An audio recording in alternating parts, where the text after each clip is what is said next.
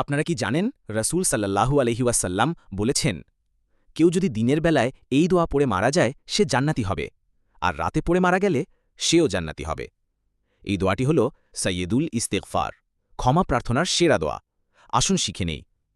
আল্লাহুম্মা আনতা রব্বি লা ইলাহা ইল্লা আনতা খালাকতানি ওয়া আনা আবদুকা ওয়া আনা আলা আহদিকা ওয়া ওয়া'দিকা মাস্তাতা'তু আউযু বিকা মিন শাররি মা সানা'তু আবুউ লাকা বিনি'মাতিকা আলাইয়া ওয়া আবুউ লাকা বিযামবি ফাগফির লি ফাইন্নাহু লা ইয়াগফিরুয যুনুবা ইল্লা আনতা।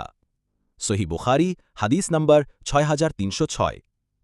প্রিয় ভাই ও বোনেরা, আজই এই দোয়া মুখস্থ করুন, প্রতিদিন সকাল সন্ধ্যা পড়ুন। হতে পারে এটাই আপনার জান্নাতের চাবি। ভিডিওটি ভালো লাগলে লাইক দিন, আপনার প্রিয়জনদের সাথে শেয়ার করুন, আর ইসলামের আরও সুন্দর ও সহি বিষয় জানতে এখনই চ্যানেলটি সাবস্ক্রাইব করুন।